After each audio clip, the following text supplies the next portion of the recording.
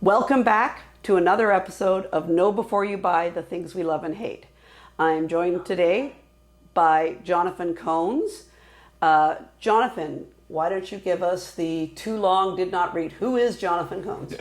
I'm an accessibility engineer. I've been working in the accessibility community for about 10 years, and I'm blind with a guide dog. I have retinitis pigmentosa, so I've had a degenerative vision loss.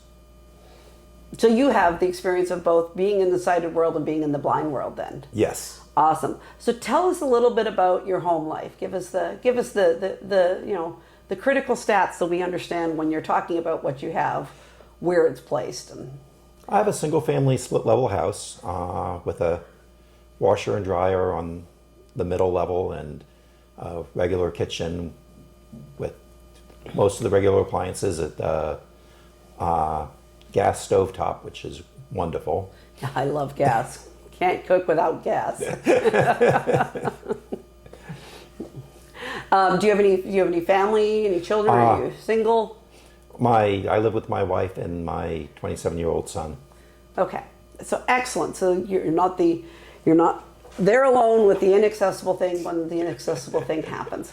So let's start today with, tell me about, what you think is the most problematic appliance or home electronic you have. And let's talk about why it might be problematic. The most problematic, okay. Or the one that just comes to your mind immediately because you hate it. All of them are frustrating at one level or another. I mean, I guess I got used to the ice distribution system on my refrigerator, which at first I didn't realize that there was a button on the bottom that you push to bring it back to the water level. I knew that to push to the bottom left corner of the screen, I could get ice to come out.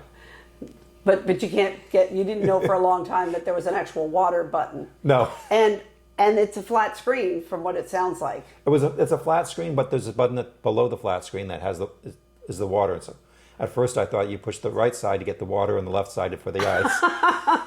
Let me guess. I bet that just is a scrolling menu, isn't it? No, it wasn't. It wasn't? Okay. We did have a microwave that we got rid of as soon as we moved into the house that was had menus that kept changing with every push of the button. God, good God.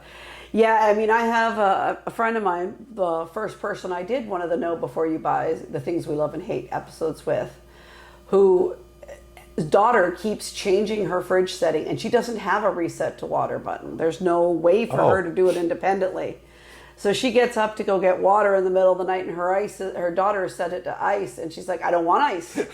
And of course the ice spills all over the place because she's not ready for it. So she drags her 12-year-old daughter out of bed to get her to change the water back because she knows she's supposed to change the water back. So you do have to be careful with the touch panel because it does change the temperature of the refrigerator too if you do the wrong sequence. So that panel does a lot of stuff. Yeah. That's even more critical. So what if you turn it to defrost mode and walk away and you don't know?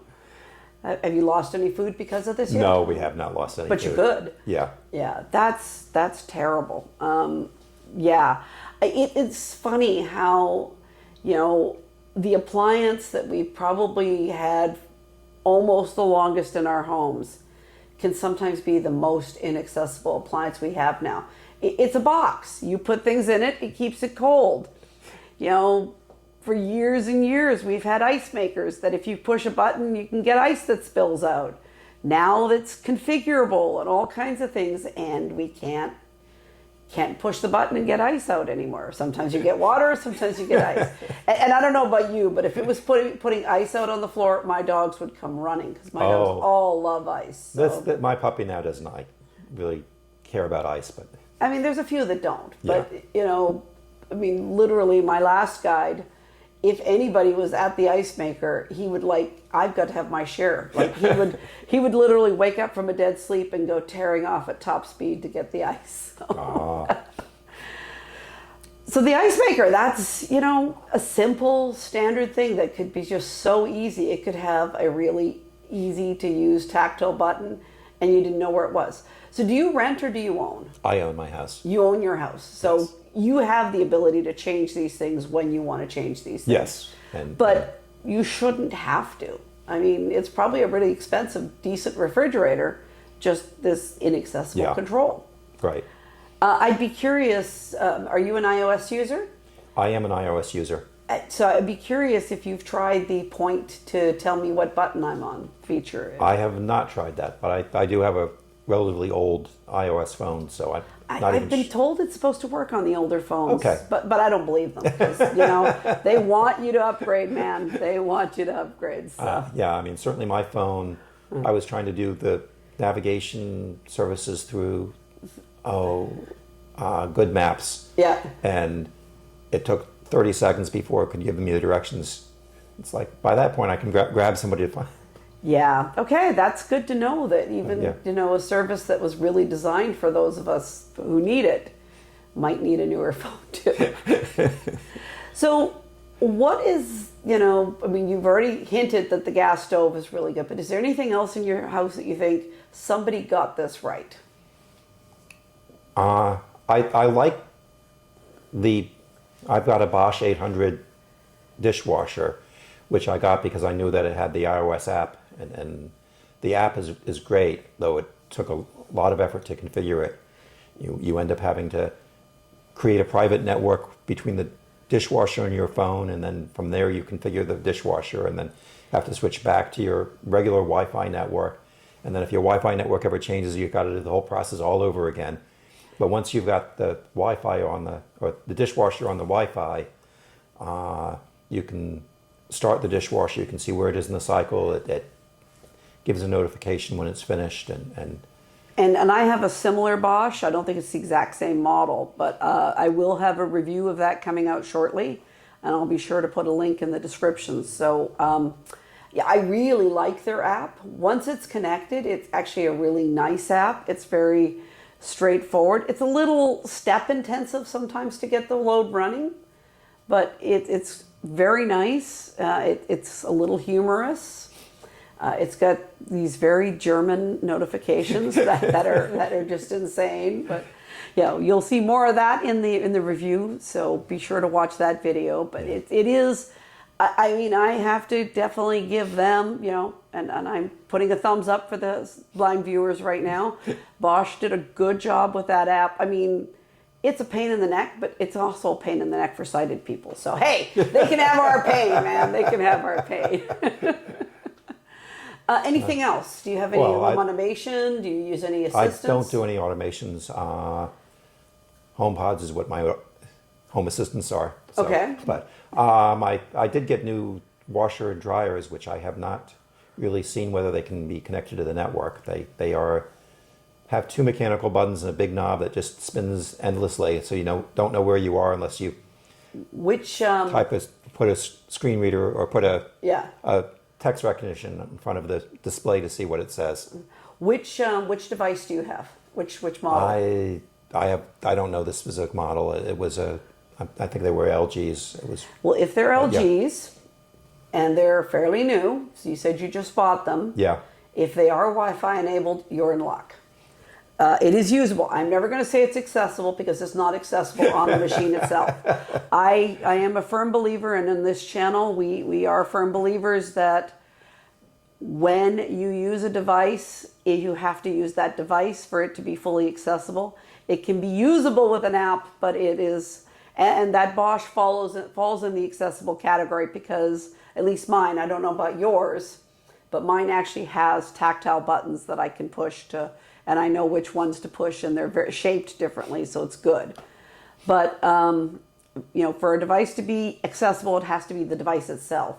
But with the LG, and I have a video about that I can send you, Jonathan. Great. That the app, as you spin that endless button, and you have the app launched, VoiceOver will read to you what setting is currently on that display. You don't have to use image recognition, and as you hit the other buttons over on that flat panel on the side, it will tell you what the setting that's been set to. So, if you can get somebody with some lock dots to, put a lock dot, don't put it on the button, put it next to the button or below the button. Mm-hmm. And then, you can know the lock dots that you want. You can go to the temperature setting, and as you hit it, it will go temperature cold, cold, temperature cold, warm, temperature warm, warm, temperature warm, hot. As you hit that button every time, it tells you what it's been set to. So Great. Great. So, these are short videos. You need to get back to the exhibit hall here at CSUN. But, if you had, a captive audience of manufacturers and designers of industrial products or electronics, what would be the one thing you'd want to tell them? Even though it seems intuitive to try to put your Wi-Fi on the home network, it's usually probably better to actually have something in between, because right now, oftentimes for security reasons, you want to be able to change your Wi-Fi password, and going around to every appliance and then resetting that appliance with its own convoluted process for actually reattaching to the Wi-Fi ends up being very frustrating. Yeah, Matter as a standard is supposed to solve that. Yes, it's supposed to. I'm looking forward to it. I've not seen any Matter device. I've gotten 3 devices so far that are Matter, and I don't see that they are easier, just so you know. Oh, I hate to unfortunately. Disappoint. Yeah. Yeah. Hate to disappoint, but that's, we're not there yet. No. No, that's a really good thing, is just, make that process simpler. Because Jonathan and I are technical. We know how to do those things. But, my mother, your mother, Jonathan's mother shouldn't have to figure that out to get her appliance connected as she needs to get it connected. And we all deserve the assistance that wireless connectivity gives us. I like the fact that I can ask the old A lady how much time is left on my washing machine. That's a great feature.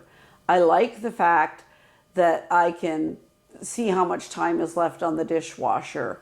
I like the fact that if I spill flour in the kitchen as I'm making bread, I can just tell my robot vacuum to go clean the kitchen. It's a good thing, and we all deserve that expertise and that assistance. But it has to be simple, and it has to be painless, and we shouldn't have to have 10 degrees in computer science to figure out how to connect a simple dishwasher to the network. Right. Well, Jonathan, thank you for coming today. It was wonderful working with you, and